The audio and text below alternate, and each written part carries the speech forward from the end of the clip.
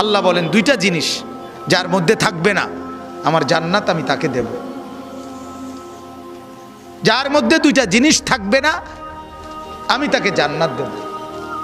কয়টা জিনিস বলেন? এক নাম্বার অহংকার, দুই নাম্বার ফাসাদ। এক নাম্বার যে জমিনে অহংকার করবে না আমি তাকে জান্নাত দেব। দুই নাম্বার যে জমিনে ফাসাদ করবে না আমি তাকে জান্নাত দেব। সহজ কথা। আল্লাহ তাআলা বলেন অহংকার করা যাবে না। আল কিবরিয়া উরিদাই, অহংকার শুধু আমার চাদর, অহংকার শুধু আমিই করব, আল্লাহ বলছে, আর কেউ করতে পারবে না। আর কারো অহংকার করার কোনো সুযোগ নেই, সুযোগ নেই। হাদিসের মধ্যে আছে আল্লাহর নবী সাল্লাল্লাহু আলাইহি সাল্লাম তিনি কোনোদিন পিছন দিকে হেলান দিয়ে জুতা পায়ে খাবার খেতেন না, বলতেন এটা অহংকারের পরিচয়। আল্লাহর নবী সাল্লাল্লাহু আলাইহি সাল্লাম দুই হাঁটু তুলে পিঠ সোজা রেখে মাথা ঝুঁকায়া এরপরে খানা খেতেন, হাদিস। এবং বলতেন আকুলু কামা ইয়াকুলুল আবদ, এক গোলাম তার মনিবের সামনে যেভাবে খায় আমি মুহাম্মদ আমার রবের সামনে এভাবে খানা খাই। বিনয়, তাওয়াজু, এটা রাসূলুল্লাহ সাল্লাল্লাহু আলাইহি সাল্লামের শোভা ছিল। তাহলে পৃথিবীর মধ্যে আল্লাহ ব্যতীত যদি কেউ অহংকার কিছু করার মতো থাকে তো সেটা রাসূলুল্লাহ করতে পারে। কি বলেন? কারণ কোন যোগ্যতায় এক সুতা ওনার মধ্যে ঘাটতি নাই, বলেন না? যত যোগ্যতা কল্পনা করা যায় এর কোনোটার মধ্যে উনার কোনো ঘাটতি ছিল? সৌন্দর্য, রূপ, আচার ব্যবহার, কথাবার্তা, জ্ঞান গরিমা, বুদ্ধিমত্তা, চলন বলন সব কিছুতে তিনি সেরা। তবুও তিনি কোনোদিনও অহংকার করেন, অহংকার করেন। হাদিসের মধ্যে আছে আল্লাহর নবী সাল্লাল্লাহু আলাইহি সাল্লাম ডান দিক থেকে কেউ যদি উনাকে ডাক দিতেন, কথা বলতেন, তো আল্লাহর নবী পুরা চেহারা ঘুরাইয়া এভাবে তাকাইয়া কথা শুনতেন। যতক্ষণ ওই লোক কথা বলতো অতক্ষণ চেহারা ফিরাইতেন না। এটা তাওয়াজু, বিনয়। এমন না যে সামনের দিকে তাকায় আছে ওই বেটারে বলছে হ্যাঁ কবে না শুনতে আসি, তো এমন হয় না আমাদের। আল্লাহ রাসূল এটা করতেন না। কেউ হাতে মুসাফা করছে, নবীজি কখনোই নিজের হাত টেনে নিতেন না। ওই লোক যখন হাত ছাড়াইতো তখন ছাড়তেন। তাওয়াজু, বিনয় ছিল। তাহলে এই জন্য ভাইয়া অহংকার যে করবে না আল্লাহ বলেন আমার জান্নাত তার জন্য। অহংকার কাকে বলে? আল্লাহর নবী বলছে দুই জিনিসকে। কয় জিনিসকে বলেন? এক নাম্বার বাতারুল হক, যত কিছু হক শরীয়তের বিধিবিধান এর যে কোনো একটাকে অবজ্ঞা করা, ফেলে দেওয়া, পরিত্যাগ করা, নিজের জীবন থেকে বাতিল করে দেওয়া, এটাই অহংকার। এই লোকটাই অহংকারী। এজন্য যত যুবক, যত মুসলমান নামাজ পড়ে না, সেজদা করে না, এরা অহংকারী। কারণ এটা হক, সত্য বিধান ইসলামের, এটাকে সে অস্বীকার করছে, অবজ্ঞা করছে। এই অহংকারী যত শুদ্ধ কথাই বলুক, ডিগ্রি 18 কিসিমের ডিগ্রি লোক, কথা বুঝেন, সে আপনার অভদ্র। সেজদাবিহীন কোনো মানুষ ভদ্র হইতে পারে না।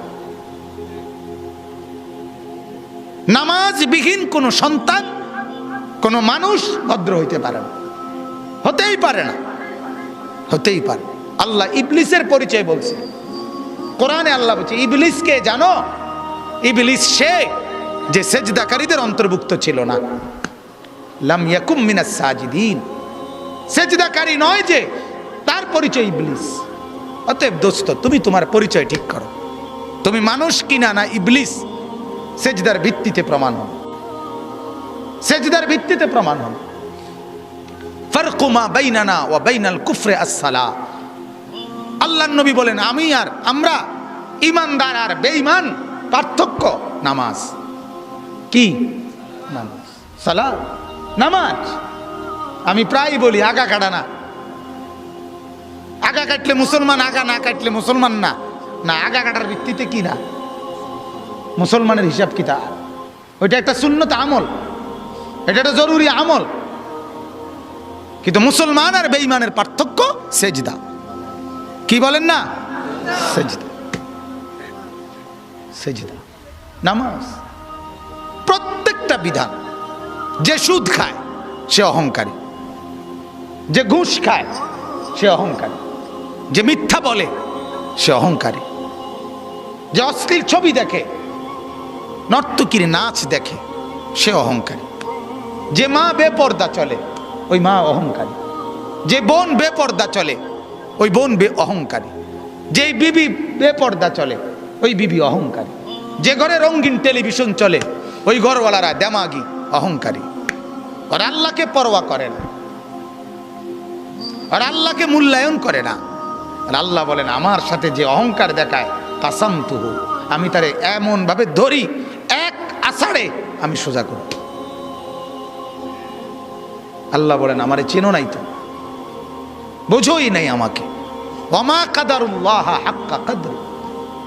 আল্লাহ বলে আরে মানুষ তোমরা আমারে চেনো না, আন্দাজ করো না, আন্দাজ করবা।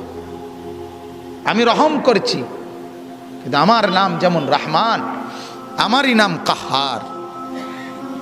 আমার নাম যেমন রাহিম, আমারই নাম জব্বার। মনে রাখ, আমার দোনো নামের অর্থ শুনে নাও। আমার রহমান নামের অর্থ কি এটাও জেনে নাও, আমার জব্বার নামের অর্থ কি এটাও জেনে নাও।